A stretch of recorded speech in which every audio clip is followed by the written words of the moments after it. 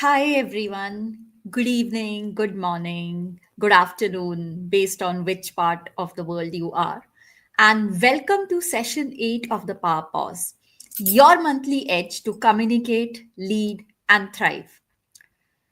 If we haven't met before, I am Smita D. Jain, an executive coach, personal empowerment life coach, author, NLP practitioner, and a 3-time TEDx speaker.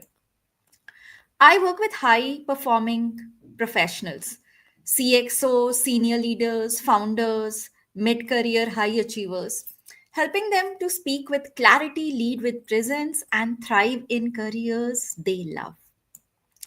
And if you have been here before with me, welcome back. I'm so glad we have been on this journey together. Now, today, 10th of December, is special.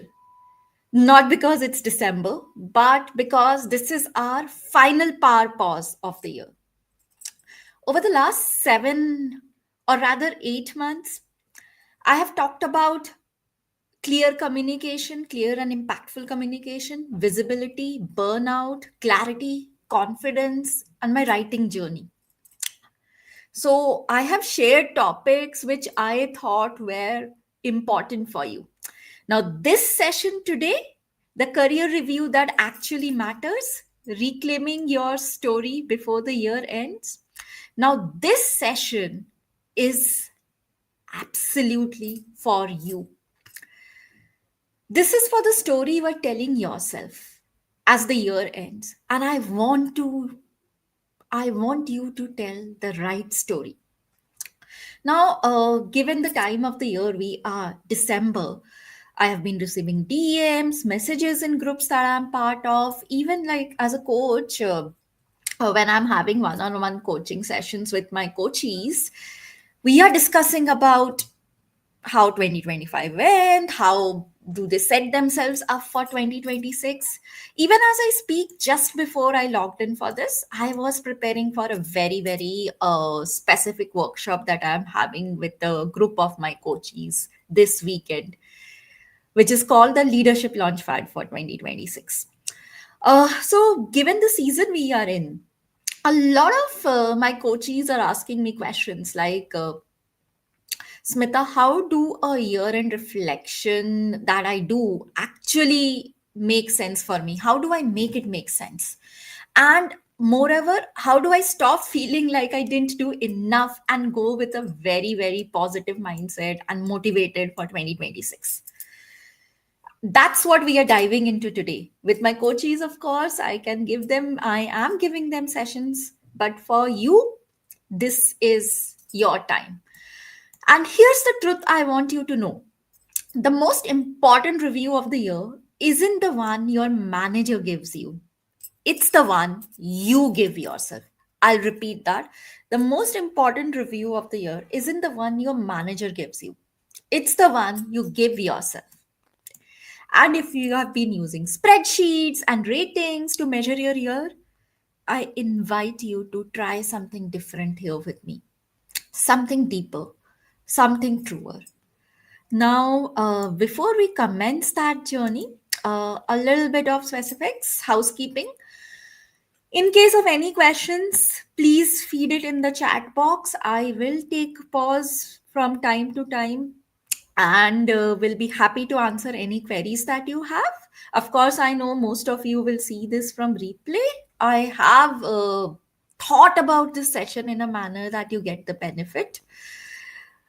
Ideally, like even the workshop that I'm planning for this weekend, I make it very interactive, and that's where most of the benefit is. But given the platform we are in, this is the best I could do. But please don't hesitate to ask any questions. I may not be answering it immediately, but I will take pauses in between my sessions to answer your queries and help you in any way I can. Okay, with that, let's begin. So, as I was mentioning, it's December.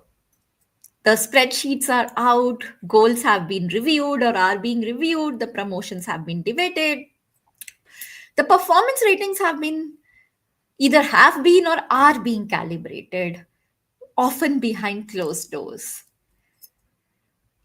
But there's something that rarely gets documented.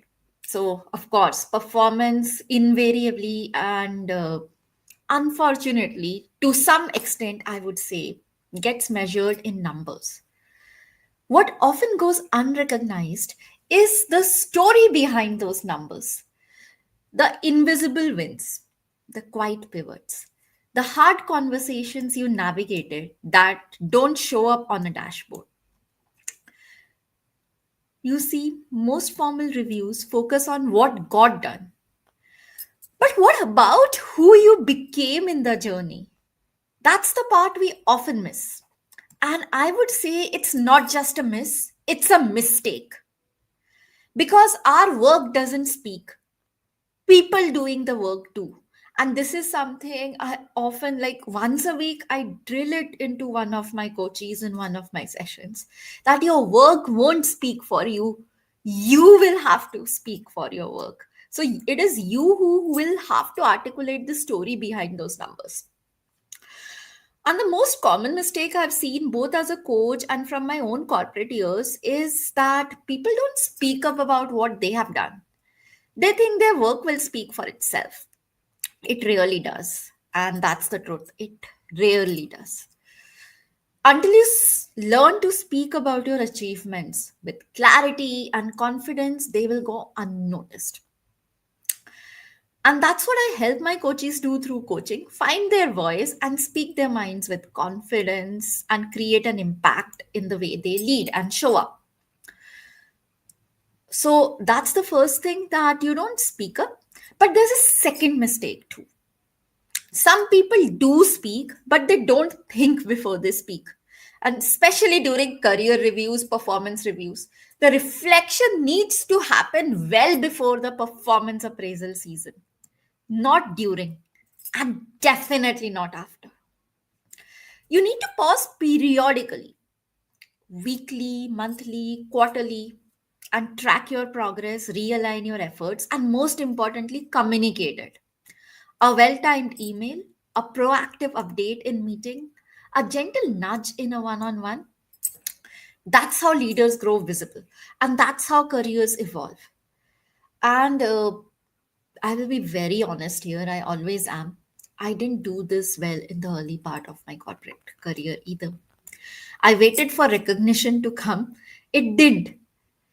Of course, I know now I was doing good work, but then I hadn't built the habit of reflecting on the work I was doing. I was simply moving from one task to another. So, because I wasn't reflecting, I wasn't expressing. And even on those rare occasions early on in my career when I did reflect, I didn't have the courage to express. But once I did start expressing, it changed everything. My career grew, or rather, I grew in my career. And I have seen the same shift in over 300 plus clients over the years.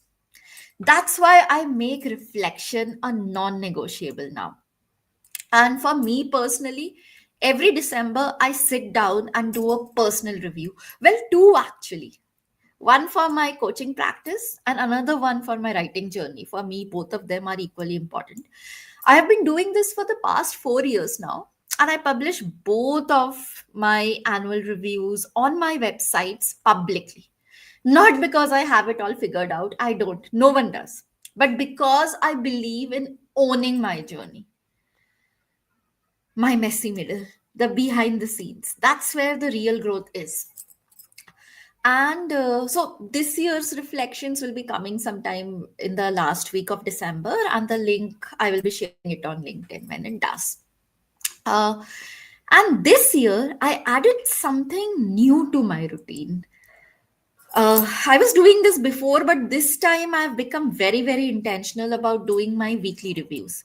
So I take out 15 to 30 minutes every Sunday and ask myself, what went well? What gave me energy this week? What drained me? What could have been better for me? What progress did I make in terms of numbers and also those intangible behind the scene ones? And what do I want to shift next week? What will make my next week great? And I can tell you this very, very honestly, this reflection time has been transformational. Because when you track your week, I mean, some of my coaches track it every day because they like it so much. And there needs to be a regular time. It can be a day for you, it can be a week, it can be even be 2, 3 days. But what happens when you track a periodic, I would say, calendar, you track your progress periodically, your year doesn't blur. You start noticing the patterns, you spot the quiet wins, you celebrate what otherwise goes unspoken. And that's why I always recommend it, not just to my coaches, but to every high performing professional who feels like they are doing so much yet still feeling behind. And this is what I would recommend to you: periodically reflect. And here's something I want to ask you: you have grown.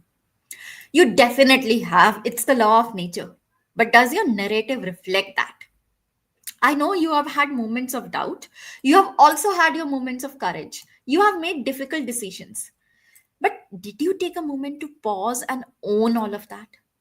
Or are you still measuring your year only by the obvious wins? Now, here's what I invite you to do today. And not just during the time of this session, and not just today, in fact, but this month. Ask yourself, and very, very honestly, what story am I telling myself about this year? What story am I telling myself about this year? And is it the one I want to carry forward? Because if you don't pause to shape your story, someone else will. And you deserve better than a bullet point on a performance review. I will take a moment and again repeat those questions, the two questions, because they are important. And I invite you to type your answers in the chat box, in the comments, if you would want to. What story am I telling myself about this year? And is it the one I want to carry forward? So, yeah, I'll just give you a moment to type it out, and I'll also take this time to see if there are any questions that you have for me.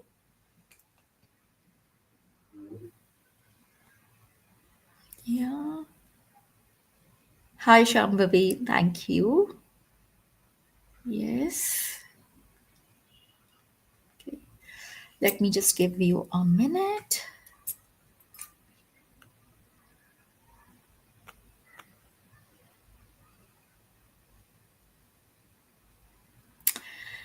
Okay. Let's go deeper now. Now that we have paused, reflected, let's talk about what you can actually do with all of this, all of what I shared with you about my personal reflection ritual and what I do and why do I think it's important. Let's talk about how, or rather, how you implement this. So, here are 6 powerful insights drawn from real stories, both mine and my clients, that I hope you will carry with you as you close 2025 and step into 2026. First, own your invisible wins. So, the biggest wins of your career may not come with a certificate, no shiny presentation deck, no grand applause. In fact, some of the most profound transformations I have witnessed in my clients and in myself happen off the radar. They don't show up on your LinkedIn headline, they rarely make it to your performance appraisal, but they shape who you become as a person, as a leader. Like the client who said no to a promotion. Yes, you heard it right. I have a coachee who said no to a promotion. On paper, the new role looked perfect: a higher designation, a global remit, even more visibility. But when we paused and reflected during a session together, she realized it came at the cost of something which mattered more: her health, her family priorities, and most importantly, her values. So she said, Smita, this is the first time in 10 years I'm not chasing the next big thing. I'm choosing what aligns, and I feel good about it. And when she said it, and I'm being very honest here, she wasn't just relieved. She looked proud, centered. And as her coach, I was very proud of her. And that's a win. And again, let me tell you, for me, so you know that I'm a three-time TEDx speaker. My third TEDx talk happened earlier this year. Now, after I gave my third TEDx talk, so that was something I said yes to when I got invited. After that, I have received at least three more TEDx invitations all this year itself. So, had I said yes to all of them, I would have been a six-time TED speaker by now. But I chose a no. Not because there is anything wrong. TEDx as a platform is valued. I respect it. It's a prestigious platform. But my priorities were different. I could only do so much at a limited, with the bandwidth and time I had at my disposal. And I chose to prioritize something else. So I said a no. There are many conferences I have said no to this year. I told you about the TEDx's I said no to this year. There are many television appearances. So this year I've had one television appearance earlier this year, and after that I would have said no to at least six to seven television appearances. Not because there was anything wrong, just because my priorities was different, or sometimes the schedule conflicted with my coaching session. And to me, I will always prioritize coaching my coaches. So that's how it is. For me, that's a win. Sometimes a win is not what you achieve, but what you walk away from. It's not always about the spotlight you step into, but the noise you step away from. So I gave you my own example. I gave you the example of this one coachee.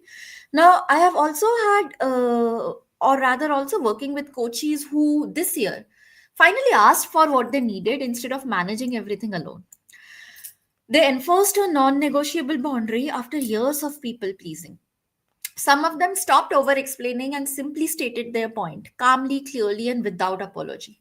And I always tell them, and this is what I'll tell you, you may not get a rating bump for this, but make no mistake, this is leadership growth. If you have found your voice in new ways, learn to honor your time. Stop saying yes every time when you probably meant maybe or even no, it's not for me. Believe me, you have grown. Even if no one clapped, even if the email never got sent, even if it didn't result in a fancy slide on the year end review. So here's the action I want you to take. And this is something I do with many of my coaches, and I invite you to try it too. Before this week ends, or even now, if you have time, take out a pen and paper. Yes, pen and paper, and write down three wins from 2025 that no one noticed, but you know that changed something inside you. They can be small, quite personal, but let them be yours. Like for me, saying no to multiple television appearances and some TED Talks, that's a win. Not because I said no to them, but because I chose to say yes to some other things that were more important to me. Own your story. Because when you honor the invisible wins, you start reclaiming your power one story at a time. So that was point number one. Point number two, rewrite your career narrative. Now, don't let your 2025 story be written by default. And certainly don't let it be written only by spreadsheets or someone else's rating scale, even if that someone is your manager. It's still another person. Don't give him or her that power. One of the most powerful things I work on with my coaches is helping them find the words for their growth. Not fancy words, not jargon filled terms, just honest language that reflects how far they have come. Here's the truth, most of us are fluent in self doubt. We downplay what we navigated, we understate the learning that came from the stumble. So it's easy to say, I failed in that role, I couldn't meet the target, my project didn't scale. But that's not the whole story, is it? What if you had paused and asked, what did that season teach me? What did that failed project taught me about myself? What did I learn about myself, my priorities, and my leadership? So I want you to reframe. Let's reframe it together. So instead of I failed in that role, let's say that's when I realized alignment matters more than achievement. Instead of my project didn't scale, let's say that quarter taught me how to lead with agility. Instead of I missed the target, let's say that experience sharpened my communication and prioritization muscles. So, this is not about spinning a story, it's about owning the truth of your evolution. Because when you don't shape your narrative, someone else will. And more often than not, they will get it wrong. So I remember this coachee of mine, a regional leader, who came to me after being moved to a different vertical. At first, she saw it as a setback, a signal that she had underperformed. But when we looked closer, it was actually a strategic shift, a recognition of her ability to move out of her comfort zone and try a different functional initiative that most others would not have taken off. So this wasn't a punishment, it was a vote of confidence. But until she reframed that story, she could not carry the confidence that came with it. So here's what I want to say to you. You can't wait for others to see your growth. You need to name it first. So here's an action I want you to take. A powerful journaling exercise I often give my coaches. And now this is for you. For each quarter of 2025, reflect back on the year, and for each quarter, write one sentence that reflects how you grew. Not just what you did, but how you grew. So ask yourself these four questions if you're struggling to answer that. What shifted for you? What stretched you? What challenged you? And what changed you? So that's your growth story. Not perfect, not polished, but powerful. Because words create clarity and clarity creates momentum. Okay, so now let's move on to point number 3, celebrate progress, not just milestones. So 500 words each day. That's how my author journey started. Not with a publishing contract, not with awards, not even with a plot idea in my mind, but with a few clumsy paragraphs I wrote at 5 a.m. in a quiet room before the rest of the world woke up. No audience, no applause, just a deep desire to write and the decision to honor that desire day after day. So day after day since 2021, I've gotten up at 5 a.m., give or take a few minutes, and written something every day. And that's how I am. I have become an author of 5 books to date, simply because of this daily writing habit. You see, the rhythm came before the recognition. And those quiet mornings, they taught me something that no launch ever could. Progress is not always loud, but it is always powerful. That lesson has stayed with me, and now I share it openly with my coaches. One of them, a senior executive, came to me frustrated. He said, Smita, I haven't made any big move this year, nothing worth showcasing. But as we dug deeper, he realized something. For the first time in years, he had stuck to a weekly reflection practice, asked for feedback from his team consistently, and had not missed a single one on one with his direct reports. So that wasn't just a milestone, that was a movement. Sometimes the smallest steps become the strongest foundation. So, if you feel like this year has been slow or nothing major happened, pause and ask yourself, what did I show up for again and again, even when no one noticed? So, the prep you did before every team meeting, the late nights you spent mentoring someone, the way you kept your word to yourself even when no one else was watching, that's progress. Because it's not just a final result that matters, it's the muscle you built while getting there. So, here's an action for you. Look back at the smallest, most consistent action you took this year.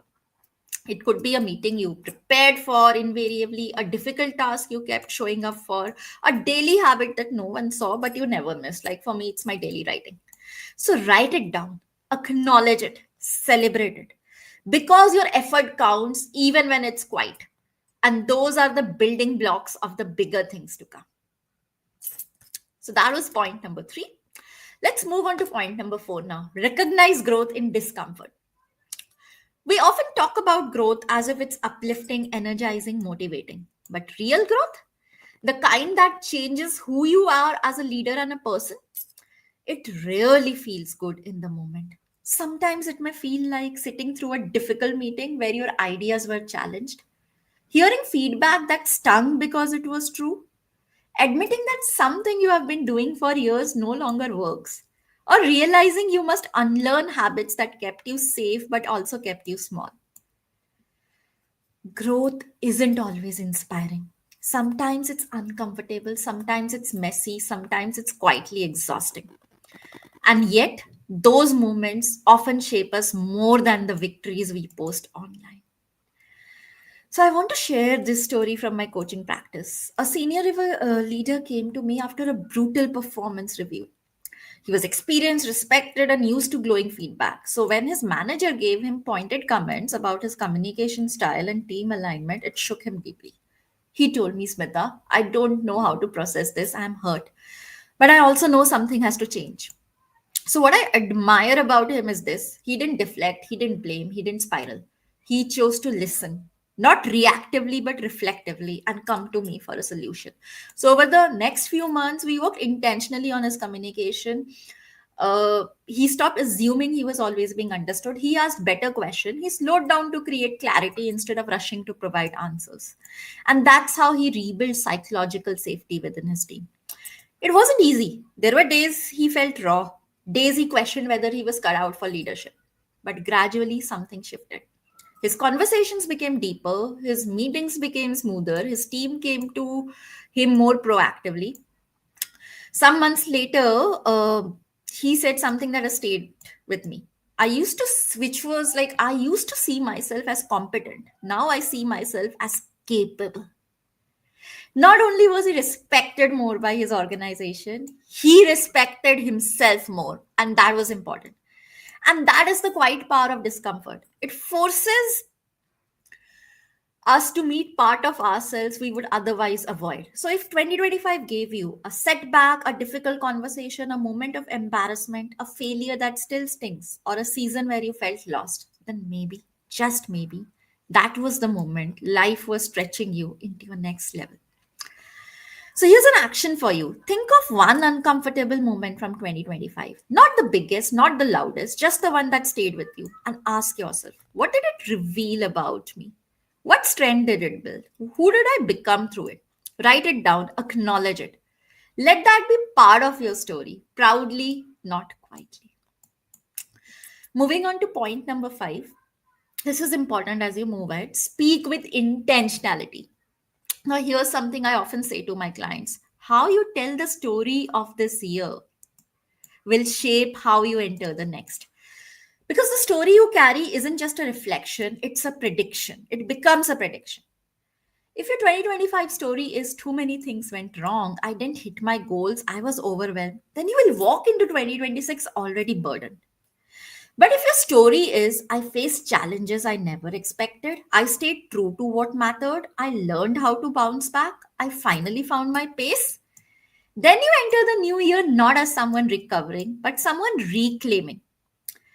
You see, leadership isn't just about what you achieve, it's about what you articulate. And yet, I see so many brilliant professionals, CXOs, senior leaders, founders who have done the work but don't know how to speak about it. They underplay their progress, they rush past the hard earned wins, they describe their year in generic terms: busy, challenging, okay. But that's not the full truth, is it? You showed up, you learned, you made decisions, some difficult. You helped others grow, you navigated complex priorities at work and at home. You tried, you did give your best. And yet, when it's time to speak about the year, we shrink it down. This is where the real shift happens. If you want to lead with clarity, you must start by communicating with clarity to others, but more importantly, to yourself. That's what I help my clients do in our coaching conversations. We don't rewrite reality, we reclaim it. We find the right words for their journey so they can step into their next chapter with confidence. And I've done it in my own life too. My 2025 wasn't perfect, but it was powerful because I choose to tell the story of growth, not just grind, of expansion, not just execution. So let me ask you, when you look back at 2025, what story will you choose? So this week, I invite you to block 10 minutes just for yourself and start with the sentence: this year, I became someone who. I'll repeat that. This year, I became someone who. And finish it not once, but 3 times. 3 different reflections, 3 different truths. They don't have to be profound, but they do have to be yours. Yours. Let it be messy, let it be honest, but most of all, let it be intentional. Because the words you choose now will determine how you lead tomorrow. And last but not the least, the sixth point, reclaim joy as a metric. Yes, goals matter, KPIs matter, delivery matters, but in the chase for outcomes, sometimes we forget to ask, did I feel joy? Did I feel like myself? Now, let me pause here and say something that really makes it into corporate reviews. Joy is not optional, not for the kind of leadership that is sustainable. So, if you want to sustain your performance as a leader, you have to feel joyful. If you don't feel joy, you will not have the kind of success that actually feels like success. Here's something I've seen time and again with clients across roles and geographies and industries. The most impactful professionals aren't the ones who are always on. They are the ones who know when to switch off, when to replenish, when to play, when to reconnect with who they are beyond the deliverables. And you know what? That's progress, that's presence, that's leadership. So, joy isn't just a personal indulgence, it's a professional edge. When you're connected to what lights you up, you show up differently. In meetings, in conversations, in your decision making. You listen better, you respond instead of reacting, you lead with intention and not just information. So, as I wrap up this year, I want to ask yourself rather, did you feel joy this year? And if not, what might it take to be joyful in 2026? So here's the action. Choose one non work area to prioritize in the coming year. It could be dancing on the weekends, writing for yourself, long walks without your phone, learning a new language.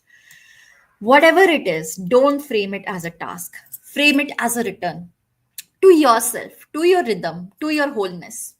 You will be amazed at how it shifts not just your mood, but your message, your presence, your leadership. So, again, to summarize, here are your six shifts. First, own your invisible wins, rewrite your career narrative, celebrate progress, not just milestones, recognize growth in discomfort, speak your 2025 story with intention, and yes, reclaim joy as a metric. Now, in just a moment, we will wrap up with a few key takeaways and your power pause challenge.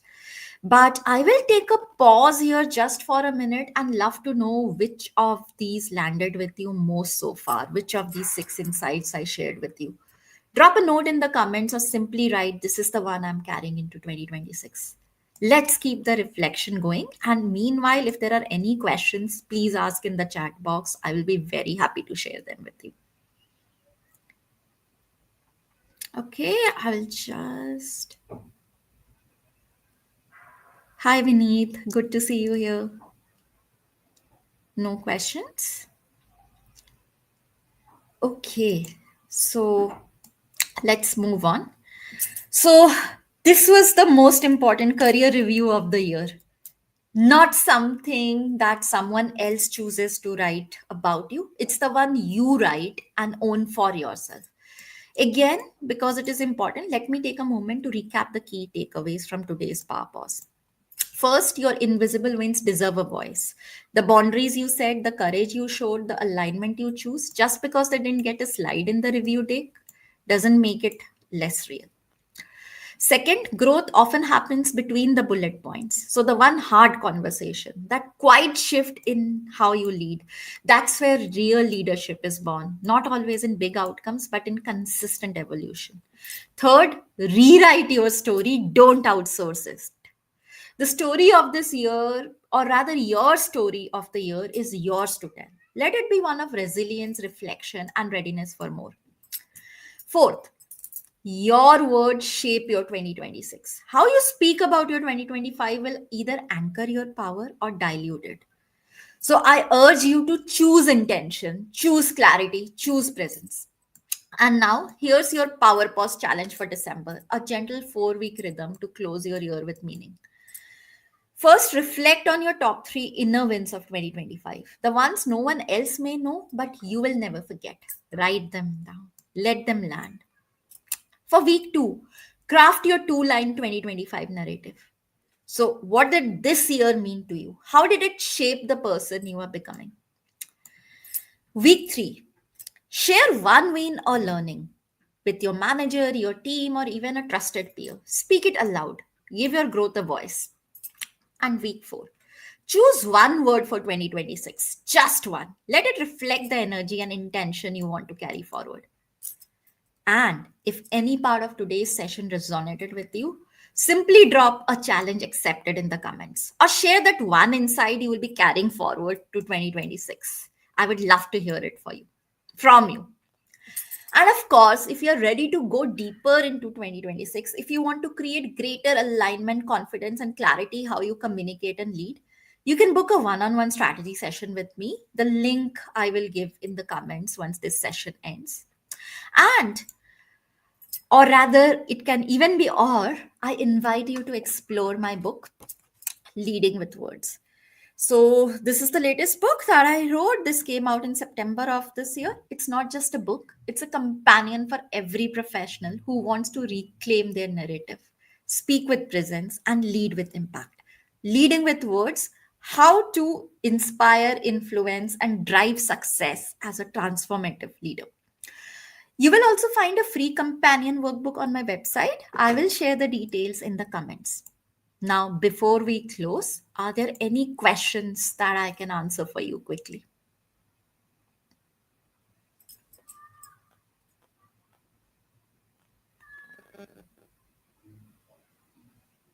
Yeah, the strategy session link I will drop in the comments. You can also find it as in the featured section of my website, the first particular in the featured section. Okay, then. So before we close, I just want to say this. Thank you for showing up, for reflecting, for leading your own growth. Each one of you who has joined me this year for the Power Pause, whether once or for all 8 sessions, has been part of something meaningful. This was a new series that I created as a space to pause with purpose. And I hope it's given you insight, inspiration, and tools to carry forward.